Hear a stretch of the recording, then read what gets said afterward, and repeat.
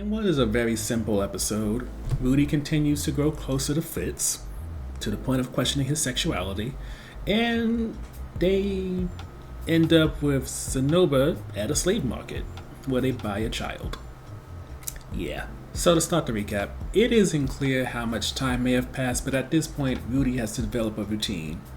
He studies throughout the day, occasionally goes to classes, does some figure making, especially because Zenoba so badly wants to learn how to do it himself. So, Rudy's trying to get back into doing it on a regular basis, especially since he does it through incantationless magic, not necessarily as whittling. But perhaps what he enjoys the most is increasingly Fitz is starting to become part of his routine, especially when it comes to trying to figure out about the mass teleportation event. And beyond that, let's not discount.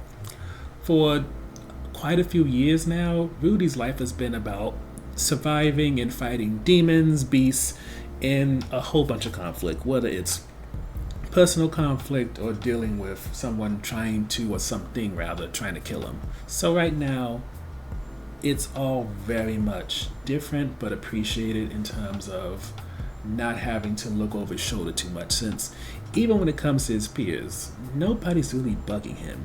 Zenoba is who he has breakfast with, lunch, maybe also dinner. Fitz, when they're not attending to the princess, hangs out.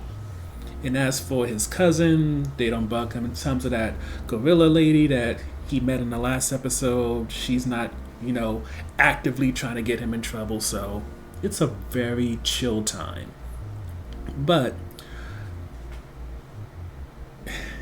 and this is not to say things aren't chill with the subject I'm about to go into, but now Rudy, as Zenoba, really pushes to have some type of ability to make his own kind of figurines, probably for perverted things. Fitz brings up the idea that maybe a slave could help. And maybe because Rudy has been through so much, including killing a dragon, the idea of buying a slave apparently doesn't bug him, never mind seeing a full-on naked one. Heck, even when he sees the slave whose name eventually becomes Juliet, who's about 6 years old, doesn't faze him one bit, which is kind of weird. But that aside, she is 6, she's at that age where she can still learn things, and no matter how I think about it, it sounds so creepy that Rudy of all people is the one that's going to teach and raise them, but push it aside. Point is, he finds a good slave, and she is somebody who was sold into slavery because her parents wanted to pay off a debt. She's a dwarf, she's malnourished, but from what it seems, she's at that point where, and this is a sweet point that Rudy needed her to be, where she doesn't want to die, she wants to live, and that's all he needed to hear. And with that, while Zenoba's her owner, and he seems to live, and she, being Juliet, seems to live with him, it also seems that with Rudy not having to go to classes if he doesn't want to, he's spending a good amount of his time training her, teaching her how to do things, and either becoming like a big brother to her or like a father figure. It's hard to say since their relationship just starts really building up toward the end of the episode. And as all this happens, all this does is make Fitz fall more and more potentially back in love with Rudy. And when it comes to Rudy,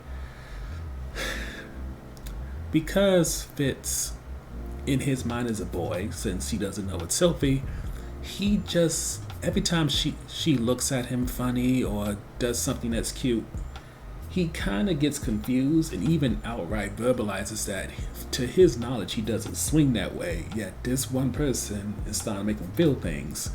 And with the way Rudy is, and of course with the way Man-God is, it's not hard to imagine that Rudy might think that Man-God is playing another trick on him, and there's always a potential that this may lead to rejection of Fitz before it's discovered that Fitz is Sophie. But who knows? This is something that's down the line. With that said, one of the highlights to me is that after having a storyline with the main character having erectile dysfunction, imagine them throwing in Rudy questioning his sexuality.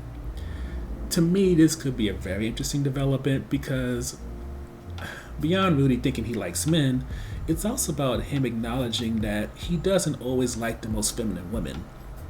I mean, yes, more often than not, he really looks upon women with big breasts and general characteristic of femininity, and he's attracted to them.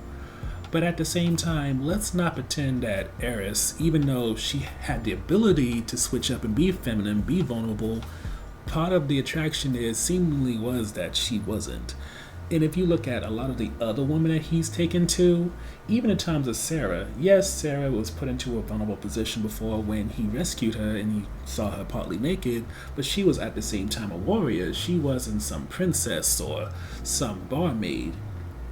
And in my mind, it kind of pushes the idea that Rudy is evolving in ways that maybe wasn't expected, and since he didn't get to explore his sexuality in his past life, he's starting to get to do that now. And even if he's not someone who's pansexual, bisexual, amongst the many others, he may not be strictly tied to the gender binary as much as he may think he is. But as we just said in the recap part, this could also be Man God trying to teach him a lesson, and whether it's trying to teach him a lesson so that he's not like Paul, or maybe make it so that even though now Rudy is now chiseled out and everything, maybe the idea could be that he doesn't want Rudy to now suddenly, just because he may look and feel attractive, to now kind of, I don't want to say degrade himself, but I guess, what's the best way to put it? He doesn't want Rudy to become generic and just go after the hot people, but really get to know people, who they are, and focus on that person, truly get to know and love them beyond what their body looks like or potentially can offer. Sexual stuff aside, I'm also appreciating Rudy's bond with Juliet. And granted, we don't see a lot of it, but I think one of the things that I haven't really factored in when it comes to Rudy's growth is that, yes, he's starting to make friends. Yes, he healed his relationship with Paul. And we can definitely tell in the future, between Sophie, Fitz, or whoever comes up, maybe Roxy, he'll heal from his issues with Eris. One thing that we haven't really thought about is that in the past, before Rudy's first death, he had siblings, but clearly there wasn't much of a relationship there because he became a shut-in. And when you consider the fact that them kicking him out was part of the catalyst that led to his first death, in that he hasn't really, in this life, healed his relationship with his younger siblings from Paul, Juliet might be the means of him growing as a mentor, as a older sibling figure, and things of that nature. Now, how much will Zenoba allow this to happen, since probably Zenoba's the one that purchased her, and the child is technically only there for his use to make figurines? It's hard to say. But at the same time, I can fully imagine that with Rudy being part of the reason why she's named Juliet, because Zenoba wanted to name her Julius after this younger brother he killed, there's going to be some kind of bond there that can grow and evolve, and I don't know how far it's going to go, but it's going to be interesting to see develop as long as it lasts. The last highlight for us is that when it comes to this episode, not a lot of stuff goes on, and yet it's still entertaining. Rudy establishes his routine. We see him grow with Fitz and this more developed version of herself.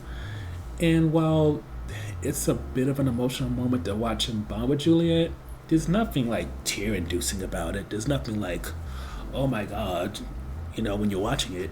And I think that's rather notable, that this show can keep you engaged without having fight scenes, itchy moments, comedic moments, and that is within a show that is in the fantasy genre. Because whether you're talking about Game of Thrones or any other type of fantasy, it seems that in order to supplement things calming down a little bit, that's when they bring out dragons, that's when they bring out some type of magic or set up any type of plot that can show that something's looking in the background.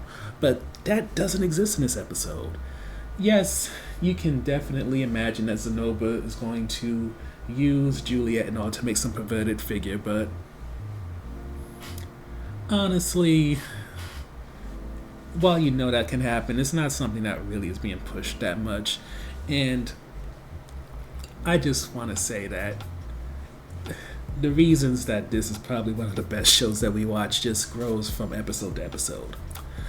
Though with that said, I really do not understand, even with Rudy being born into this fantasy world where there's dragons, magic, all this other stuff, that he can be somebody who in his new life is about 18 or so years old, but in total is about 50, and yet seeing people in chains, including children who are slaves and malnourished, that's not shocking or the least bit disturbing to him. And granted, I recognize that he's been in life and death situations. He's seen people die before him. He's been traumatized, in chains, malnourished, and in situations where he could have became a slave himself. But I don't know, something about this, even with all that he's been exposed to in his maturity, I just feel like this shouldn't have been another day in the fantasy world for him. Overall, with the inclusion of Juliet comes a new chapter that was a bit unexpected in Rudy's trajectory. For a while, he isn't her father. There was a new kind of relationship he seemingly will get to explore that surely will continue his journey to become stronger beyond just his magic. But really, again, as this show kind of Trojan horses into it, proved that this is not all about perverted moments, comedic moments, or big action scenes. It's also about the lead character's emotional and mental intelligence being built up, and also him healing from trauma.